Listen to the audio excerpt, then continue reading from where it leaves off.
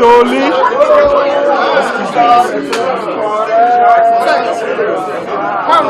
Labour Party is our own. Labour Party is our party. Nigeria go better when Labour Party comes in rule. Labour Party, forward never. Thank you so much. May you have your seat, please.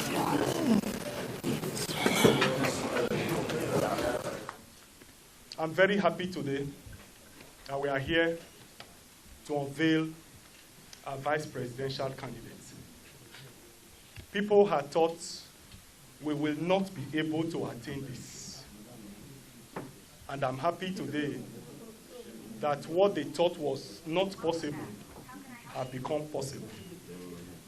And this is a clear message to those who have held the country hostage, that they should begin to note that the time is up. The ruling oligarchy in Nigeria that have held those hostage over the years must begin to get the notice that it's no longer business as usual. The time of the people has come. The people's movement has come. It is time for the people of Nigeria to be liberated from hunger, from poverty, from unemployment, from insecurity, and bad governance. And that is what is playing out today. I must say clearly that Our Excellency has made it very, very clear that he's going to make the country, he's going to move the country from being a consumption country to a production country. The credentials, the behavior, the antecedents of our presidential candidate is very, very obvious. It's unparalleled. And therefore, you need a vice presidential candidate that will be able to measure up to this. Comrade Peter Obi cannot do it alone. He needs people like himself. He needs men and women of credibility, men and women of dignity, result-oriented men, men with innovative ideas to change the narratives of the country. And that is why we quietly went into a search to look for such person to be vice presidential candidate. And in line with our promise to Nigerians that we are going to bring the finest northerner, a Muslim, a philanthropist, a man of many paths, to be the vice president have gone, and today we have succeeded.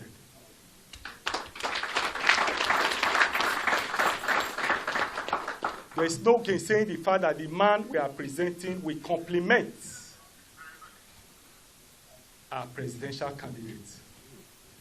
Today is not a day for long speech, but to present to Nigerians that we have the best material to pilot the affairs of this country to where it ought to be. I have maintained before, and I will reiterate, that the problem of the country is leadership inflicted. Nigerians are suffering from insecurity, hunger, unemployment, name it, because of failed and bad leadership, clueless leadership. And that is the narrative that we want to change. And the people that we have on board, no doubt, will take Nigeria to that promised land. Amen. The people themselves have seen it, and that's why they have keyed into the project. The mood of the country is clear. The people have pointed where they want to be in 2023, and I'm very, very happy about the mood of the people. Bob Marley says, you can fool the people or sometime, You can't fool them. So the time of the people has come. It is not in my place to unveil the vice presidential candidates. It is the constitutional responsibility of the president to announce his running mate. I therefore have the honor and privilege this morning to invite the incoming president of Nigeria. Labour Party! Forward ever! Forward ever! Forward ever! Please be seated. Recognize all the dignitaries that are here, especially our two sisters, two ministers, one minister. Minister is just minister is minister. You could say senator is senator. The minister is minister. The senator is always a senator. Distinguished senator, that is man and Honorable Jason. And all the other dignitaries that are here, I won't mention one that we hear from. Something remarkable for me is that happened this morning. When I said I'm going to do this, I was vetted by DG this morning. He said, now, whenever you go out there, you must write what you're going to say. I said, DG, I don't write what I say. He said, you must put it in writing. So this one, we must write it and give you, read it. I said, DG, I've never done this before, so how can I start reading now? He said, well, that's I'm the DG. So you have to obey me until, so I said, if I start reading it, but let me thank you, all of you that are gathered here, especially the press. This event was supposed to take place yesterday, and I sincerely apologize. I went to Maiduguri, and we couldn't make it as scheduled for one reason or the other. So I apologize for those of you who were involved yesterday. What we are going to do here today is very simple. And I thank you for being witness to this our journey of taking back Nigeria.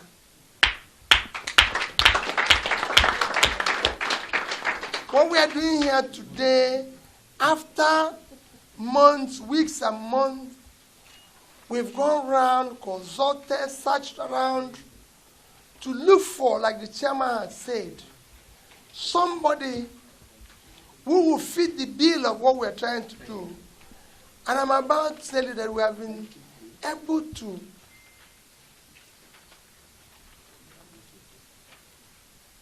meet and secure somebody who is eminently qualified. Eminently qualified. Fit the bill to be the vice president of Nigeria. I know people will say, you're not there yet. But I can tell you, I know where we're going. This is our march to secure, unite, and make Nigeria productive. And you can't do it without having people who have similar vision, similar idea, and are prepared for that onerous task.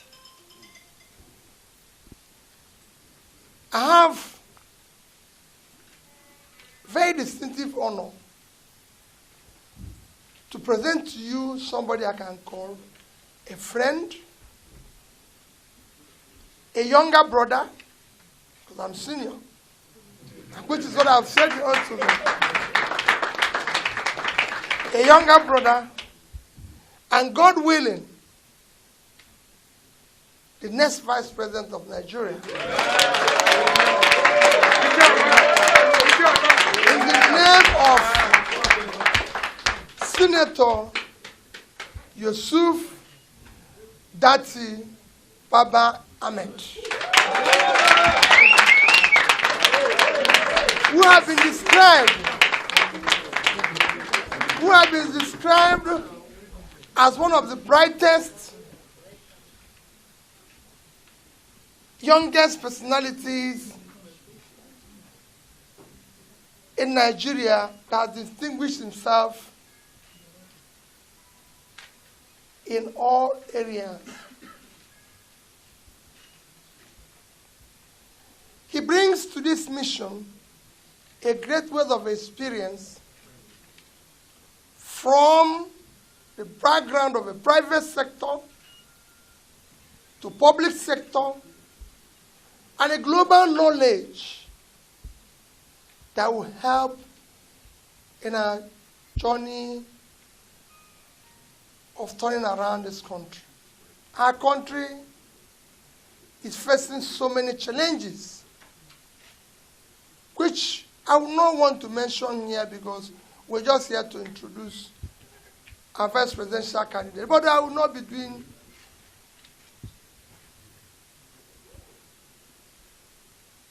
a great service to our country if I do not mention some of those. We're today the poverty capital of the world. We're today hugely indebted. And I've said in my interview a few days ago, we're actually about to default in our debt servicing, which will just trigger us into junk status. I pray it doesn't happen. But that is where we are. By the end of this year, we will need 100% of our revenue will not be enough to service our debts. That is where we've gotten ourselves into. Our people are hungry. They're angry. And all this is cumulative effect of bad leadership. And we've decided to halt this collapse, to stop this drift.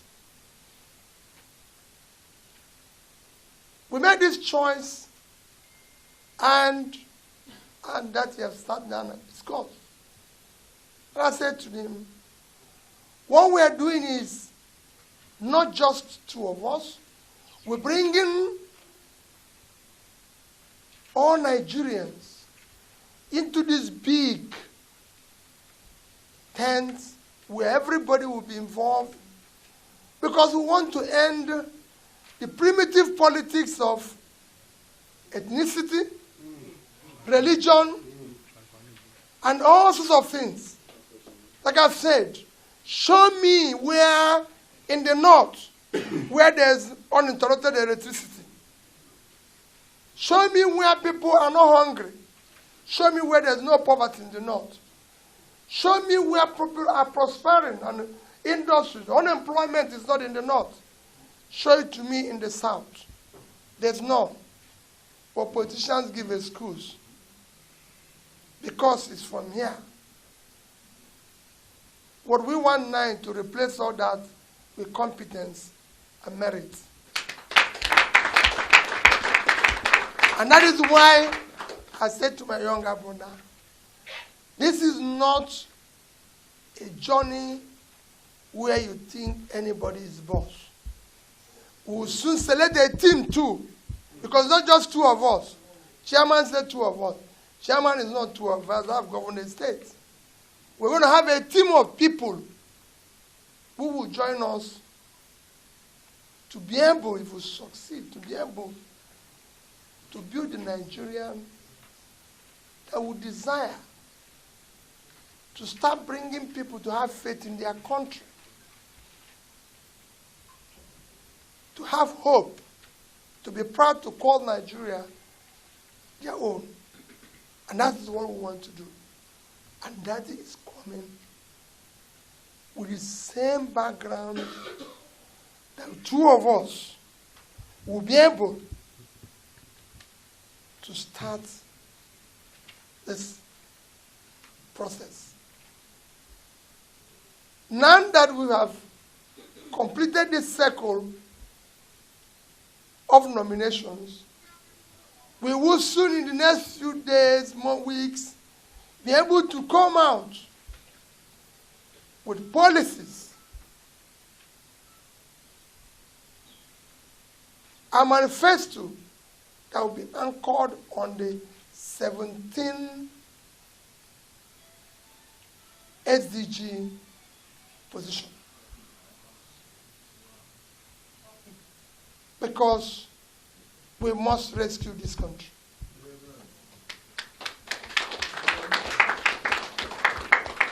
We must ensure that this country is secured, this country is united, and this country is productive. It's been done in every country of the world, emerging country of the world. So, it is not rocket science. It just requires a background.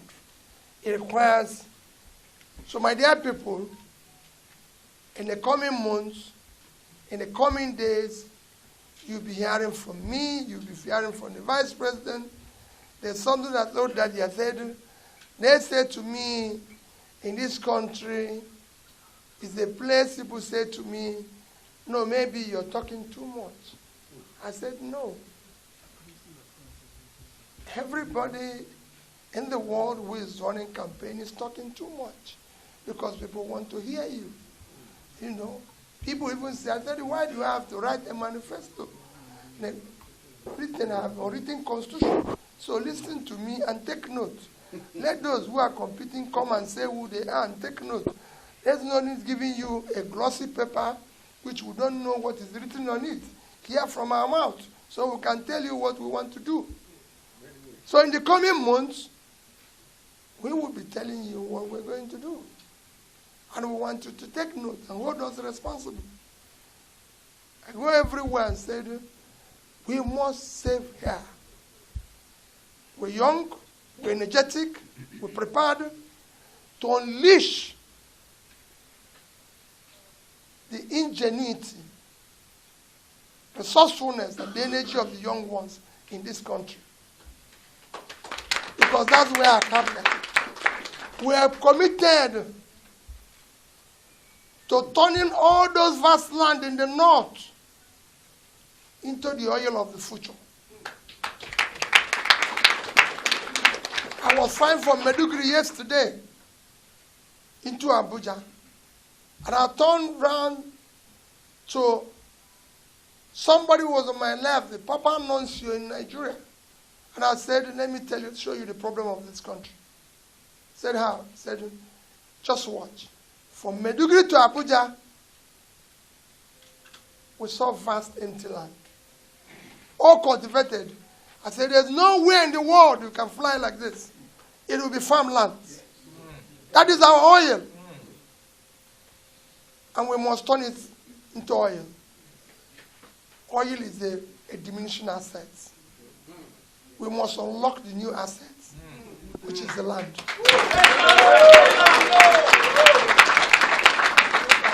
Our people will go back there to be productive. America, the richest state in America is California, not Texas. It has twice the GDP of Texas, 3.3 trillion. Texas is 1.8. It's not oil, it's agriculture. It's production. Kanu and Kaduna is processing center.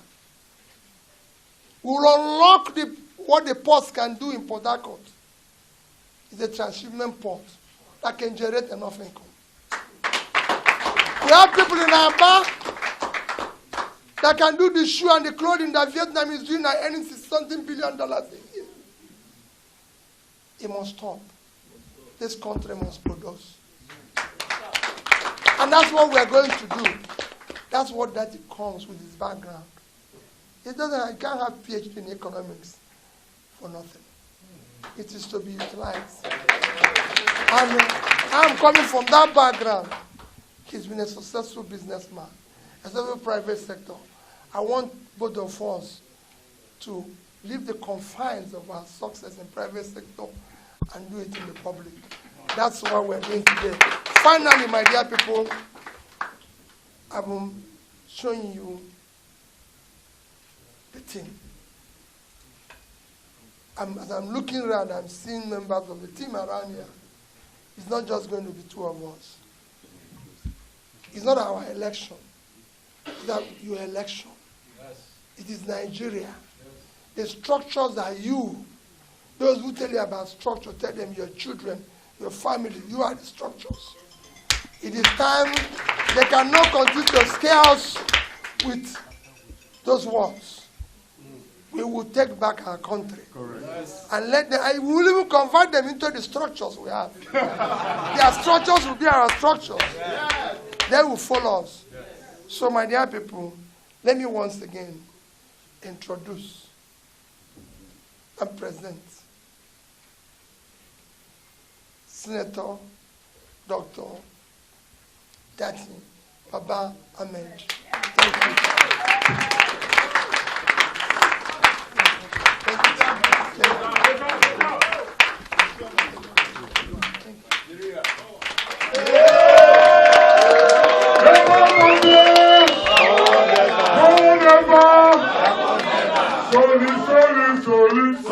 Solidarity forever. Solidarity forever. Solidarity forever.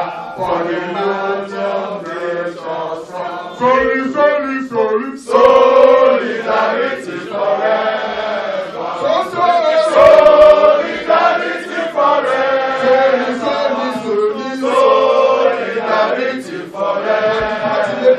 For the party makes us strong. Labour Party Forever.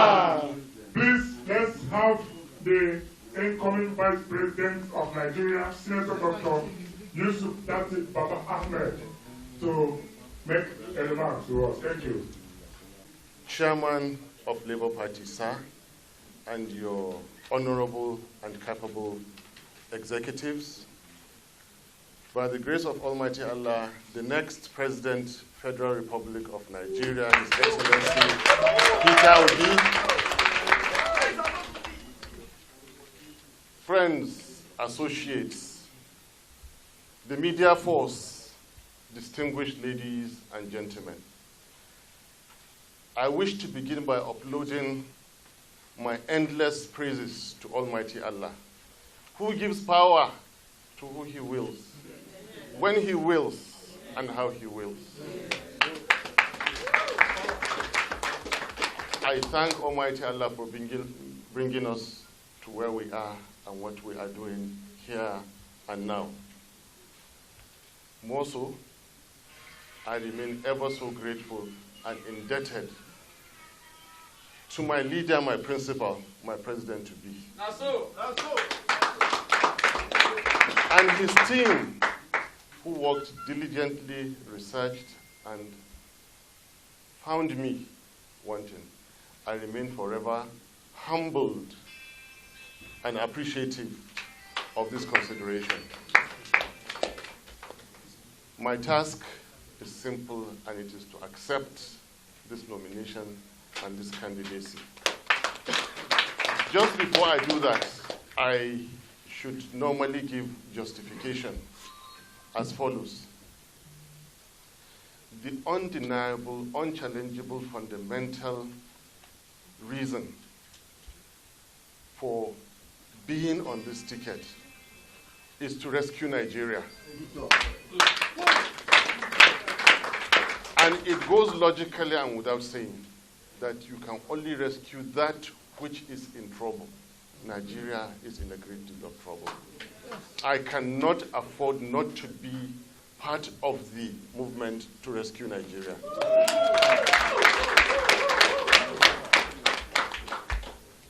The second reason is that I believe in the greatness of Nigeria. I believe there will be peace and prosperity. I believe Nigerian people will unite. In fact, let me deviate a bit. Having come from educational background, I belong to the system in which you walk into a classroom, after 1 hour you come out a changed person. Ever since I met His Excellency Peter Obi, I've been changing every time we sit. There is a message I'm going to carry, and I'll continue to disseminate that. And you only get this message from somebody who is knowledgeable, somebody who researches. When I hear a new thing, I know it. When I hear a valuable thing, I know it. And I cannot let it pass. The fertile land in the north is the crude oil of Nigeria. I mean, how much more nationalist can you be? How much more detribalized can you be to say this? I see a brighter future for Nigeria from such comments. Then I want to justify from the angle of the individuals. He who was motivated by success in the private sector and fought and became a governor for 8 years. And since after those 8 years has maintained integrity and honor to this date, is one that will not fail in campaign promises. Yes. Peter Obi. He who believes in financial propriety will not engage in political rascality. Peter Obi.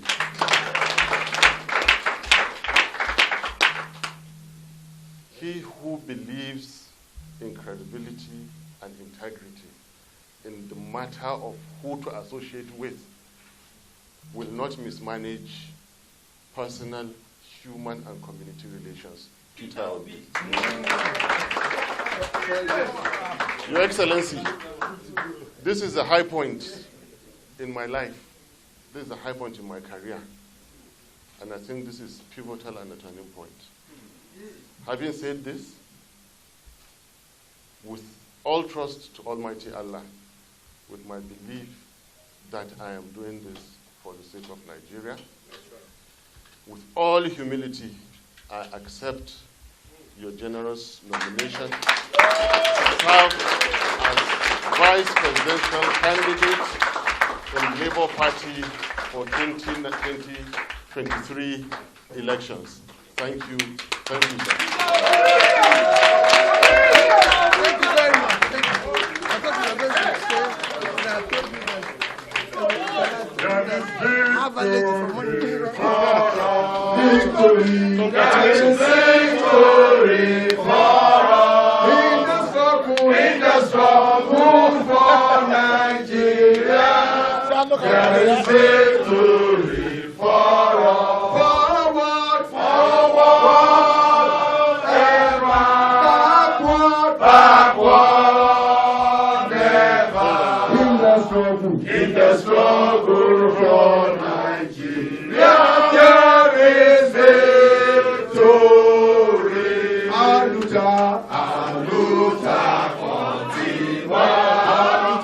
Aluta, continua. Aluta, aluta, aluta, continua. Victoria, Victoria, Asata. Victoria, Asata.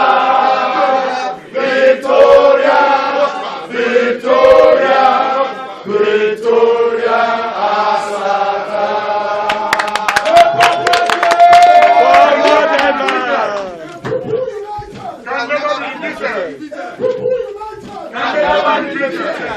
Thank you very much. We have come to the Yes, they're already thinking about how to create alternatives to revenue generation in this country. Because our problem is that we don't produce anything, to expand our GDP.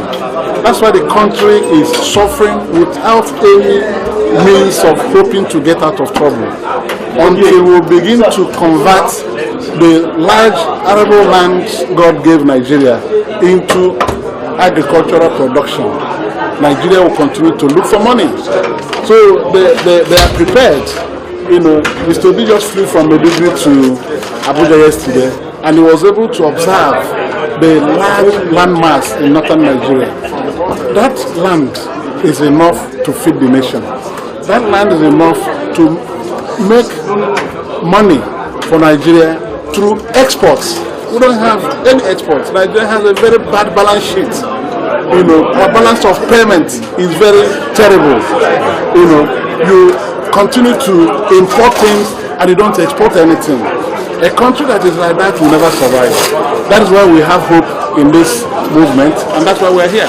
Yes. It is only when you succeed that you talk to the public.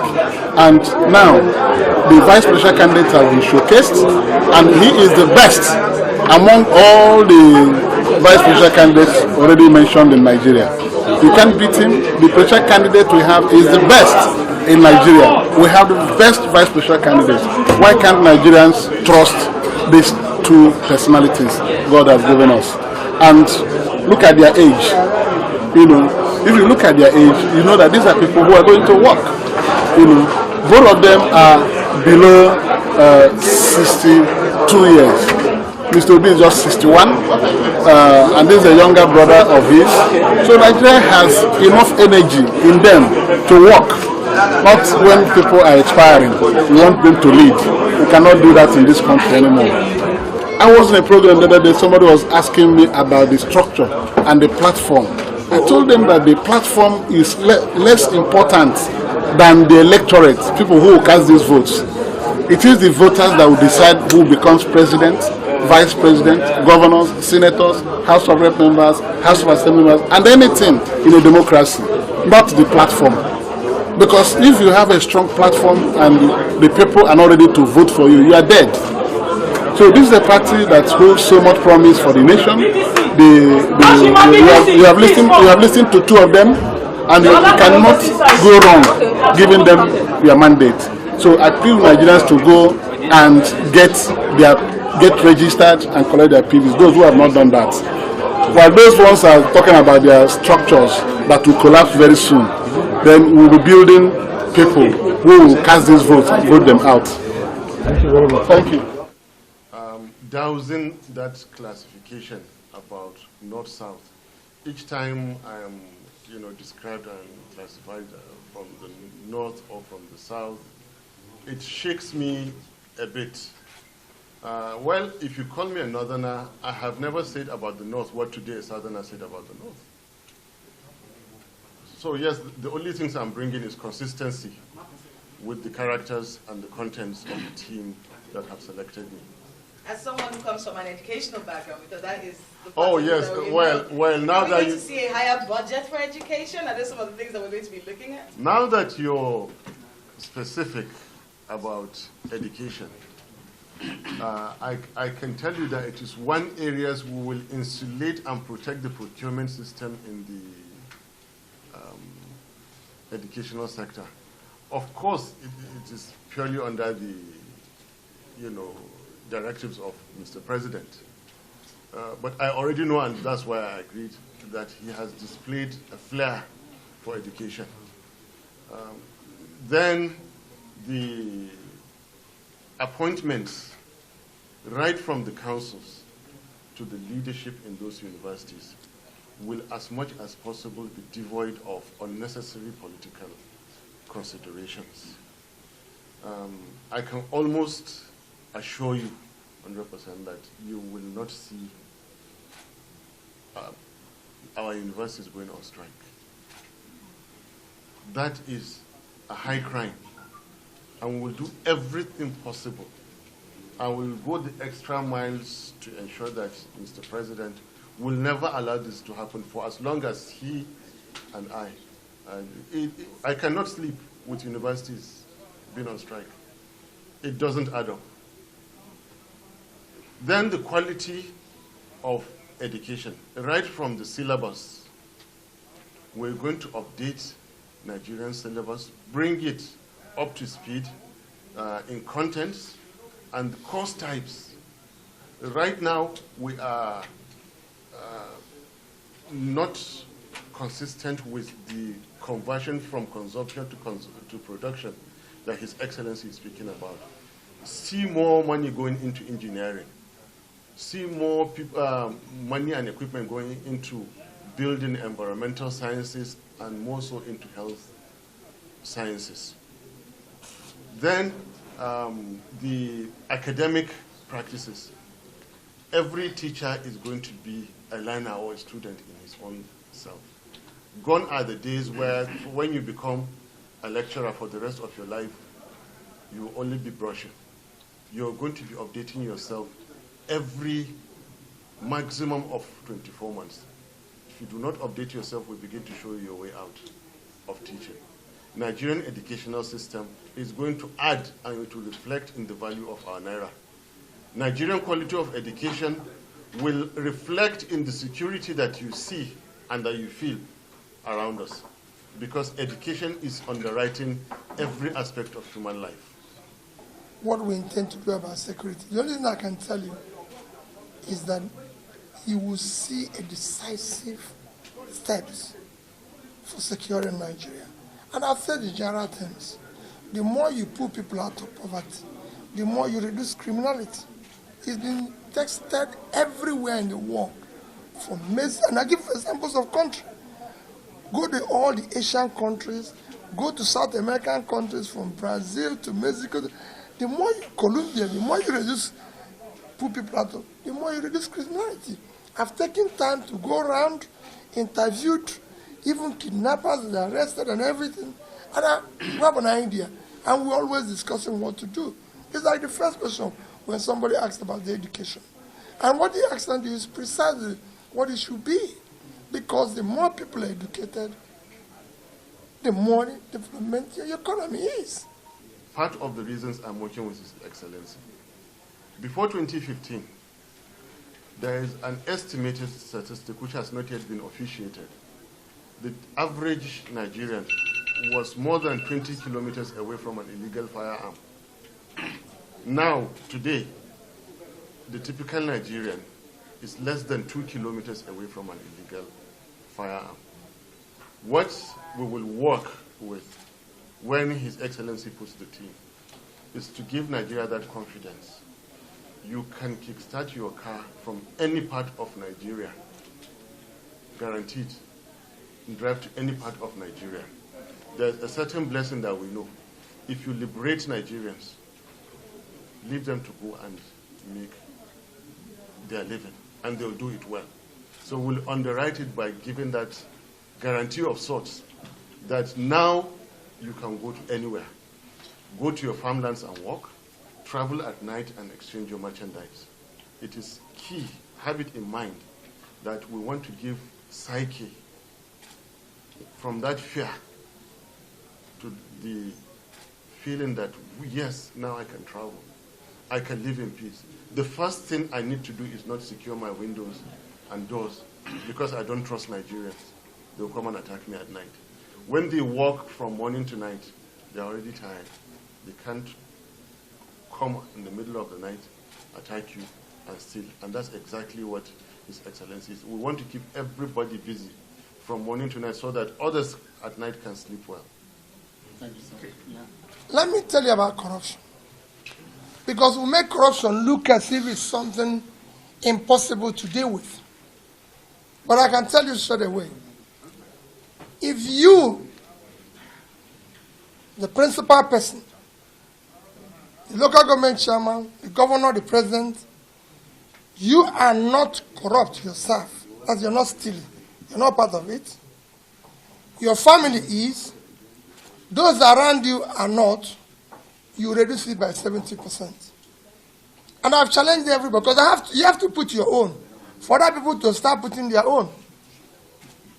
And I've challenged everybody, go and show me anybody who is a civil servant, who was a contractor, who was a supplier, who said that in my 8 years of being in government in Anambra State, I sat down with him and said, add 1 naira to this, and I will resign, I won't continue with this.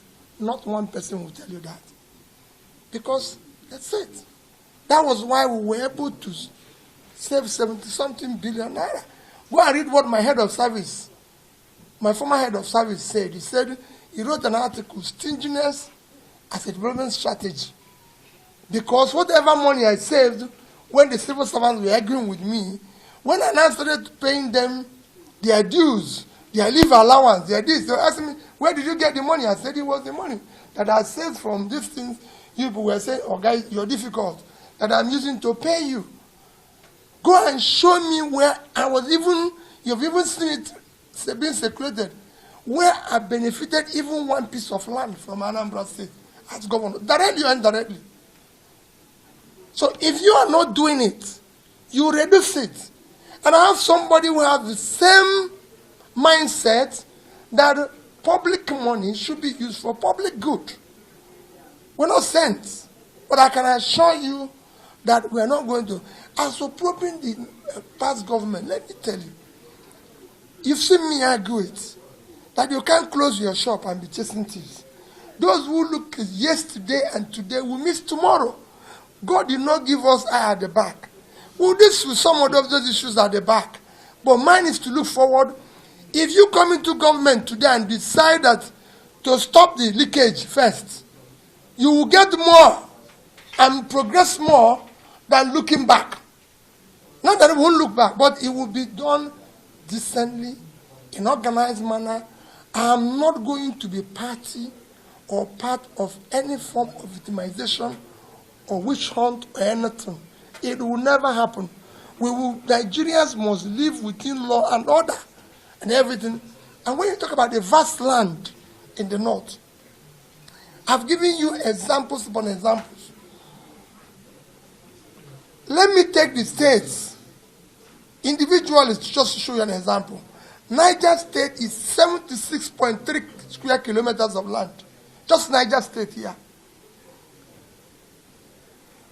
That state cannot feed itself. That state can produce all the rice and everything that we need.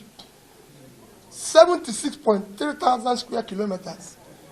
They can't feed themselves. They're not producing anything. Netherlands, 33,000 square kilometers, did last year export of agricultural goods, 120 billion. And we have a place, and then winter, we have a place 2.5 times that can't feed itself. It's unacceptable. Look at Taraba, 54.6 square kilometers of land. They're looking to sharing money from nowhere. Money will go from where? If you go to Taraba, look at the Mambela Plateau. You can grow coffee there. You can grow tea. You can grow flour. Kenya did flour export of over $500 million last year. The young people who picked flowers in Kenya was there. I paid $100. Young people, not graduates. And Kenya have less than 10% unemployment. And you have 30-something%. They're not growing flour there. I was in Ethiopia. They're growing tea. Total tea export from Kenya, Ethiopia last year is $1.1 billion. We have a place there. They're not growing tea. We're still importing tea. Sierra Leone, with all their trouble, exported tea $1.4 billion last year. We have a place we can grow tea. Imagine if Taraba can earn 10% of these figures are called now. It's about $300 million, which is about 200 billion naira. When their budget is 100, we will change it. That's why I said we have oil there. And people are looking for the oil that is not nowhere to be found. The money we earn from oil today cannot even pay for the imports. But that we are going to deal with it, because when we deal with the refinery, Nigeria will be the next exporter of oil. But that's going to come. So when we say the vast land in the north is the oil of the future, it is oil, it's everywhere. So it's very simple. You're talking about Borno State. Borno State is 70.9 thousand square kilometers, call it 71,000 square kilometers of land, including that forest. That place you call forest is farmland. It's farmland. The reason why people are hiding there, because you're not producing anything there. If you turn it into farmland and people live there and you are producing, the forest becomes contributor to the growth of the nation, and you can do it. And it's been done everywhere in the world. We want to be the food basket of Africa, of the world. And that's what we want to achieve. We're not going to do it overnight, but we want to form a partner to start moving in the right direction. Nigerians are people who have faith and hope in the right thing, because they can see them every day energetic. Yes, I am in total agreement that we're not going to engage in witch hunting. And the first thing to do in real war against corruption is run a transparent government, at least for a couple of months. I assure you, by the time His Excellency decides, we have put all the checks in place, especially the procurement system, especially the leaks in our revenue generation. There is no extortion from anybody. Nobody is converting Nigeria's wealth. Nobody is paying tens of hundreds of thousands and millions of dollars to see the president. No, but once he pulls those and says, all right, please let us find out what we can get from the past, I assure you, you will come to realize that the amount, the quantum of money that will be recovered is staggering, it's unbelievable. You see, we do not subscribe to mediocrity. You simply use the fact that somebody has integrity that has not yet been proven. I have also said that jailing people recklessly does not give credibility to anybody. And it is not a pointer that when you're in government, there will be no corruption in your government.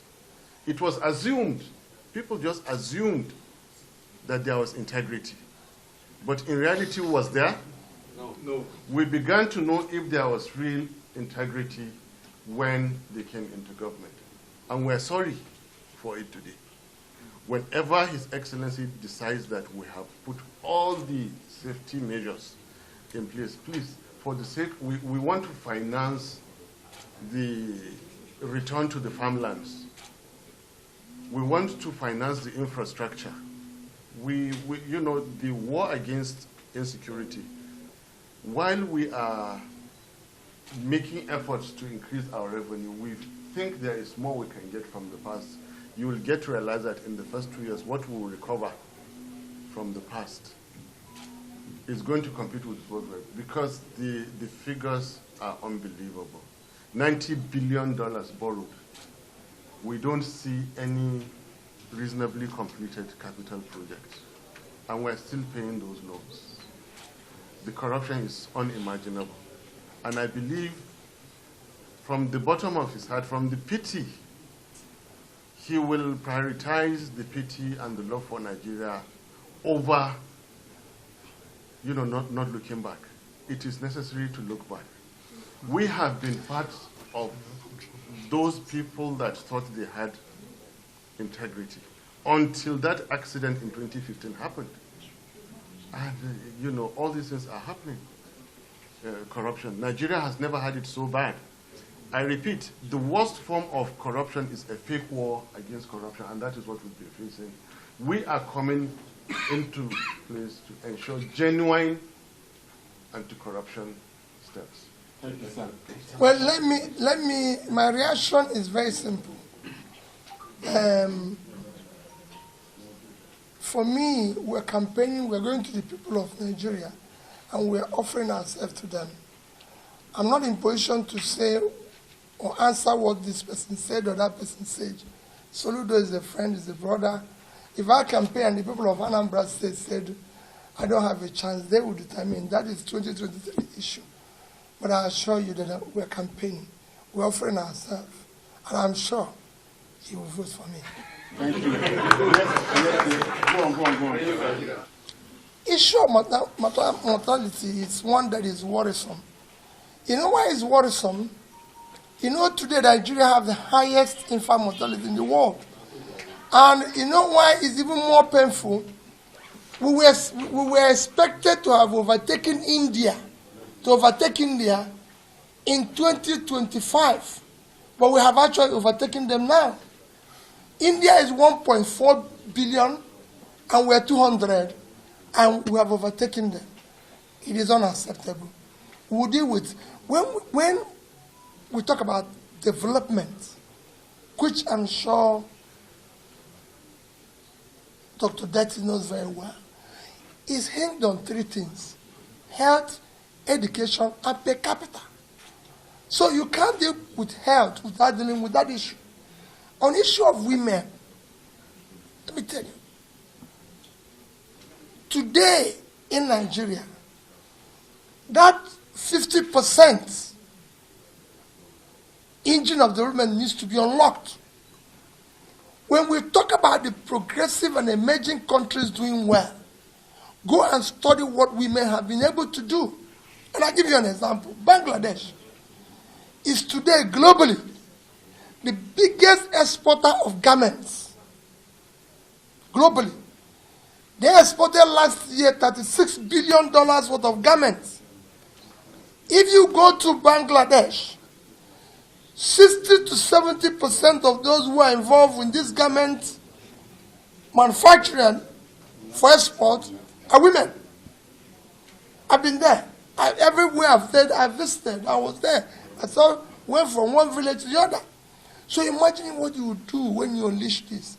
And you know, empowering women is empowering a family. It's empowering everything. They will care for their husband.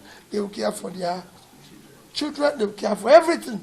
So it's a critical, when we talk about pulling people out of poverty, we're actually talking about bringing inclusiveness of women in the development agenda. And it will come in everywhere.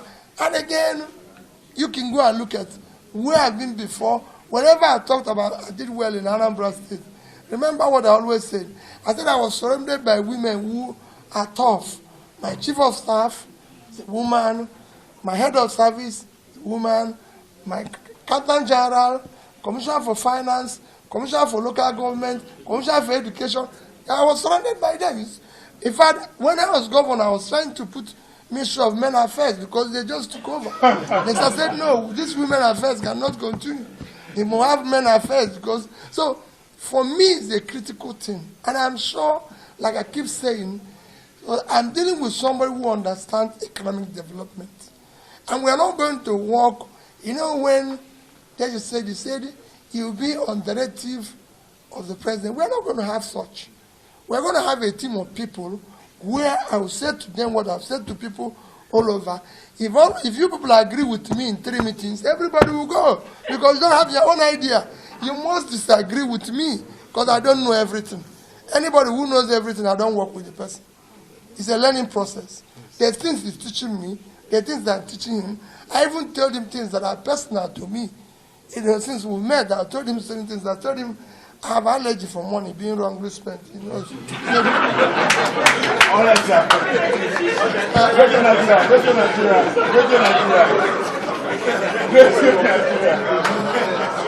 Okay. Those questions started coming up, even from Masaba. So we have answered again and again and again. I think you in the media should also assist us in building our structure. Like they said, you are part and parcel of the structure. I want to say very clearly, this country is failing, and it takes men of goodwill, patriotic citizens to team up together to rescue the country. I think it is a responsibility of Nigerians and our own responsibility to team up together to change the narratives in Nigeria. So I urge you to join the party as workers, team up with us, and rescue the country. So I put it back to you. Join us and be part of the structure. Thank you very much. There's only one party in Nigeria now that is on a fertile green land, Labour. There is only party that is probably, as we sit now, is at between 5 to 10% of its potential, Labour Party. If from when His Excellency Governor Peter Obi joined, Labour can be what it is today. 1 month only. Try and imagine the rest.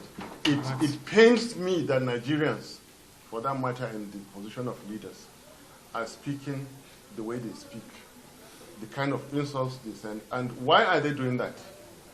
There's only one reason. They are scared. No. They are scared. Why are they scared? Because we're going to reform Nigeria. I so submit. You are asking my principal. Let me just plead with you about the issue of education. Because it was very exhaustive when he talked about the education. But in my own case, I always deal with what I call statistics. Today, Nigerian human capital is 152 over 158. That means we're very low in human capital.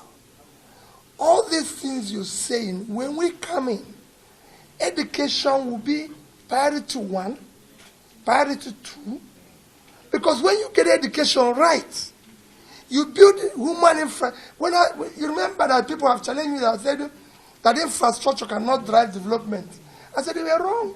What I said that for you to build the physical infrastructure, you first have to build the human infrastructure. Obviously. Because that's the engine that will drive the physical infrastructure. Obviously. So all these things, what we're going to do in education,